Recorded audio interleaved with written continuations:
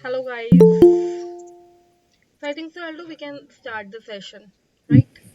Yeah, Okay. Hello, guys. Welcome to this Android session. Basically, like today we hosted the Compose Camp, and it is basically under the events by the Android Google educators community, and we are going to conduct the second session for the Unit 2 for the program. And under this session, basically, we are three speakers here to give you information about the Compose.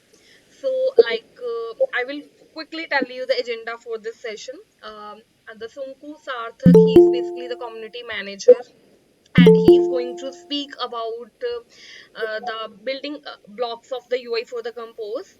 And then I'm going to talk about the states and basically states in Compose. And we have Aldo P. James. He's basically an Android developer. He's going to talk about the Kotlin fundamentals, and he will tell you about that how we can work with Kotlin with Android.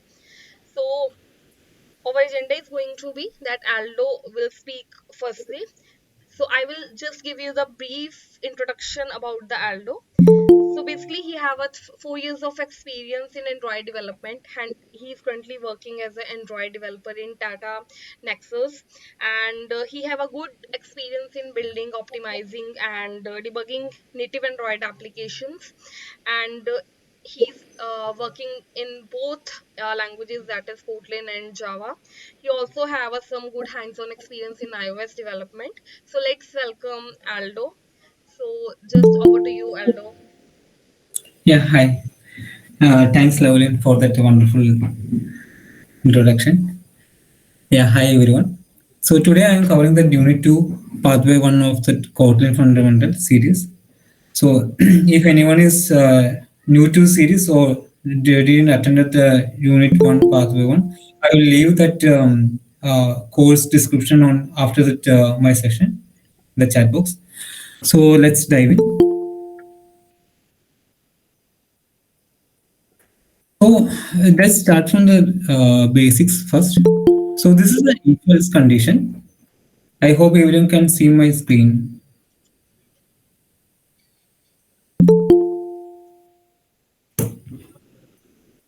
Am I mute? Is my screen visible? Yes, yes, visible. So this is an if-else condition. So this is the upper part is a traditional if-else condition which we write in most of the languages.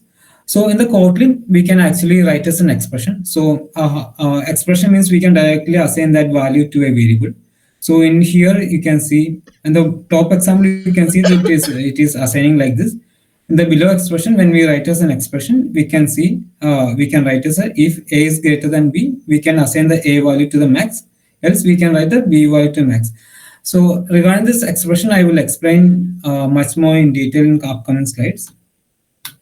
So this is a when condition. When condition is similar to switch case, but it is much more powerful than switch case. So this is a sample code for an when condition.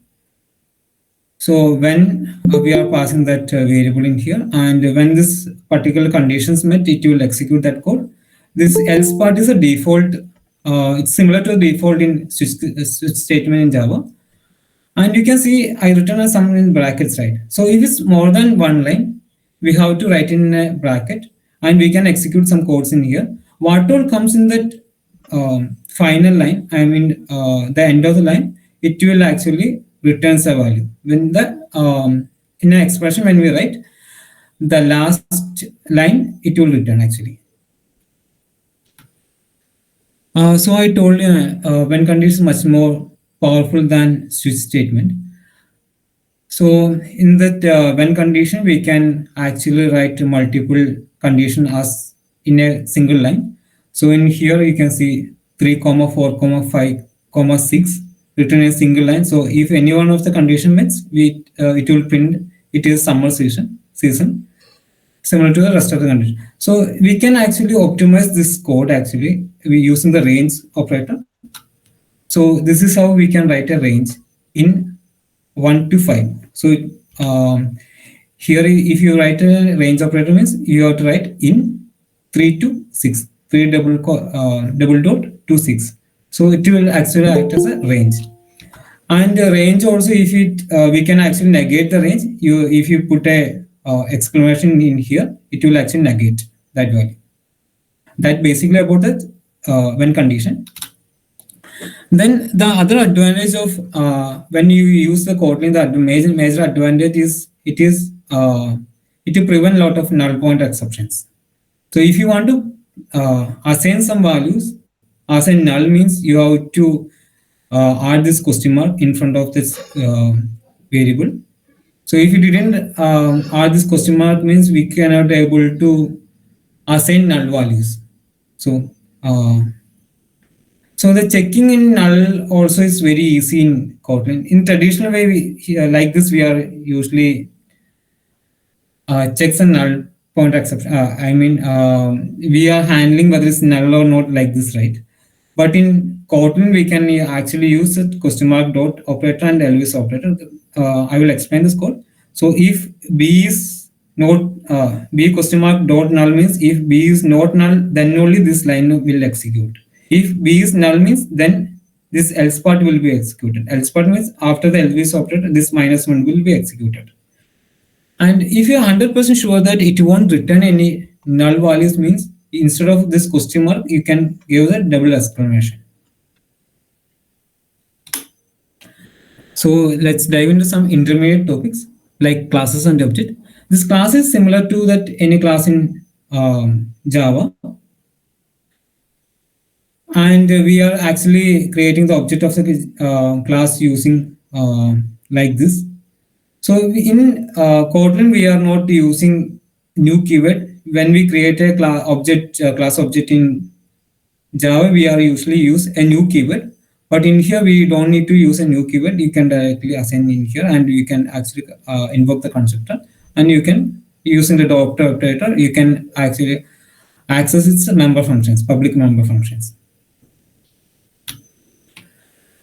Let's dive into constructor. So Kotlin have two types of constructor are there, primary constructor and secondary constructor. And there is a concept of init block is also there. I will explain in depth regarding that. So this is how we write an constructor in primary constructor in Kotlin. It is very easy. It's similar to how we write a function. It's that simple. So this is class person, and this brackets is actually a constructor. And we are passing that parameters for the constructor in here. And if you want to change the visibility of that constructor, you can use it private, then you can use a constructor keyword. So private will be the visibility modifiers. There are 4 visibility modifiers are there. We will cover that in depth in upcoming slides. So when we write a constructor like this, when we invoke a constructor, when we invoke a function, when we create a function, the constructor will be invoked first, right? So all the codes inside the constructor, it will execute at the beginning itself. So when we define a constructor like this, there is no space for writing codes for that. For that, we are using a init block. So what all we writing a init block, it will execute at the beginning itself. And this is a secondary constructor. So you have to use a constructor keyword in here, and you can actually pass parameters. And it is mandatory to initialize the primary constructor. So before for the secondary constructor, it is mandatory to initialize the primary constructor. So I will show you an example.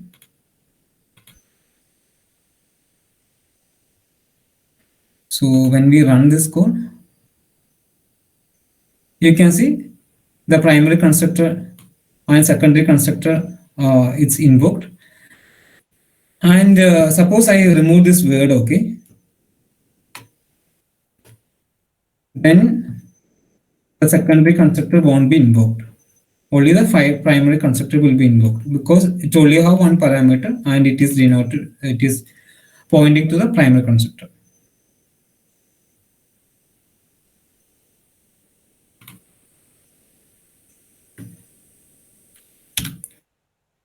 So the next topic is inheritance.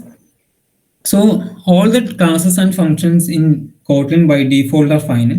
So final means when you assign some classes or some functions as final, we cannot able to inherit. For the prevention of inheritance in the Java, we are using final keyword. Uh, so by default, all the classes and functions are by default it is final. So if you want to make it a non-final means you have to use a open keyword. You can see the open keyword in used in here. And if you want to override some functions on the parent class, you have to use a override keyword before that. Usually on the Java, we are using the at override. It is not mandatory to use the at override, but usually we use at override. But in here, it is mandatory to use that override keyword itself. And by using the super keyword, we can actually call this functions in parent class. I will show you with the example in depth how it works and everything. So when we run this code, it is actually printing paint red and painted yellow. So when I remove this super keyword, so who all works on Android, they already know when we override any functions on basic functions like on start, on create, it will always have that super key variable automatic comes along with that. So why we need that super keyword? Because Android all that already have some codes written for that, so it should be executed that also. So for that we have to use that super also. So when I remove the super, you can see the painted yellow only it is printing. And when we remove this open keyword, you can see this is a type is final and it cannot be inherited. So making it inheritable, you have to make open. But there are some exception for this interfaces and abstract classes. When I use abstract class,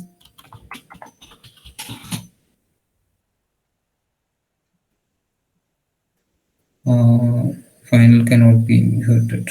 Yeah. Okay.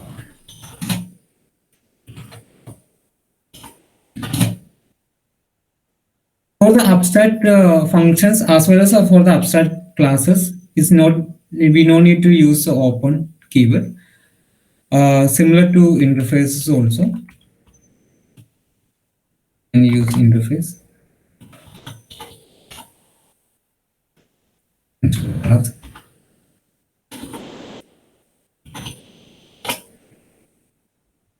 in between.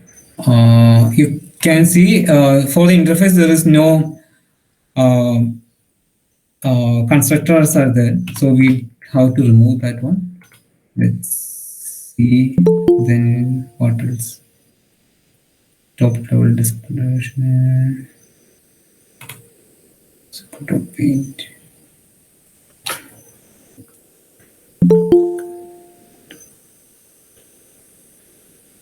Uh,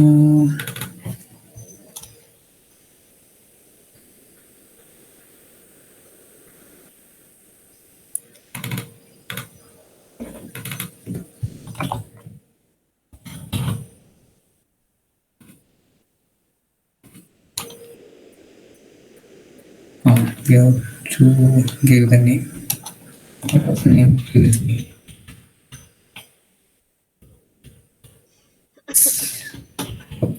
I missed that. Give me a moment. Yeah.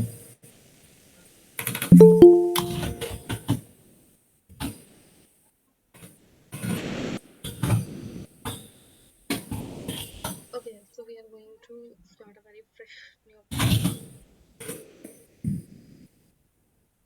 So running it. So we don't need to use this name expected. Hello, Sriranjani, welcome, and it is pleasure to have you here with us. I will So get if back you are facing regarding some that in issues, that you final. are on mute. After section, I will get back to that. Yeah. So the next one is is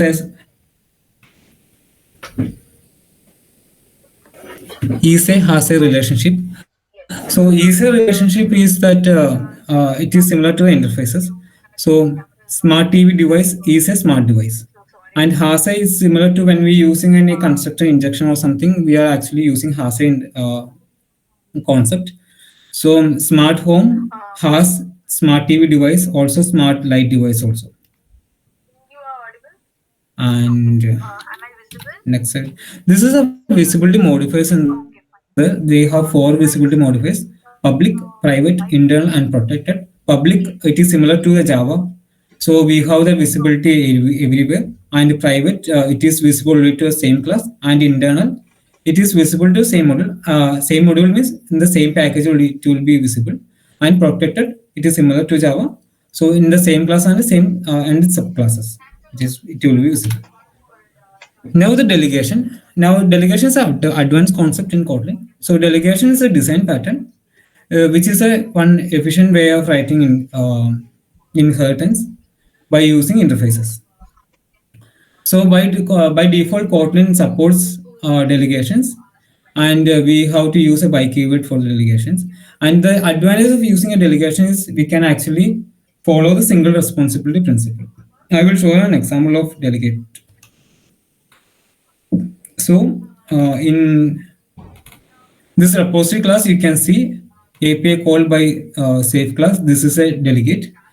So this API call is an interface, and the interface implementation happens on the API safe API call. So in here, we are actually defining its. We are giving that blueprint of that function, and function implementation happens on the safe API class actually. So we can actually call other delegates functions also like db call by safe db call.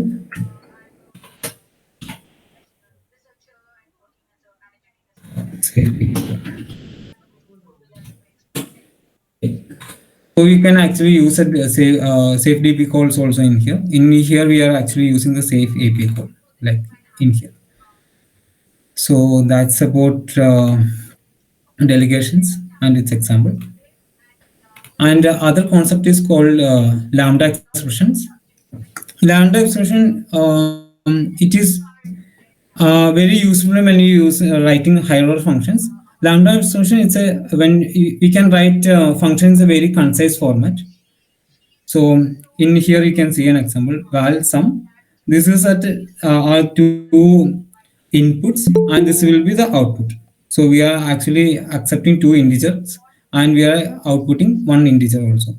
So this is that declaration of that function. So it will do x plus y actually. So I will explain in depth in when we covering this higher order function actually. So this is a higher order function. Higher order function is one concept which I used in my most of the time when we develop for the Android. So higher order function is a function which takes as a parameter as a function or returns a functions. So in here you can see I am taking a parameter, lambda functions as a parameter. I will explain how this code works actually. So this is where we are calling a higher order function. So we are passing a range of values in here, and how many times we have to call that we are passing in here, and the result we are actually returning in here. So in the result we are actually get the return value. So we pass that 1 to 6 in here, and 3 into here, and these three values we are putting in a loop, and we are returning this value. The callbacks value we are returning here. So 3 times this callback lambda function will be invoked. Sometimes some places you can see using the invoke functionality also callback dot invoke. Then we are passing the result in here. Like that, we can use a higher function. The other concept which uh, is called extension function. This is also the most loved functionalities on the Kotlin which I used most of the time. So how the what's the use of the extension function, that we can extend some new functionalities for the existing class. For example, is context class in that Android context. So we are adding one more functionality for that context class, like open app in the Play Store. So when I call, this is how we call the extension function. So when I call this extension function open class, open app in the Play Store, this function will be invoked. And this keyword is a context. So we are checking whether the context is null or not. If null is means we will return that function. If not means we will execute this part. That's it from my side actually. So regarding that interface with inheritance with the interface, I will cover at the end of that section. Now I am handling to section to Sarbek. He is a community expert and he is a third year student. He will cover about that building blocks on the Compose. Over to you, Santosh. Hi guys.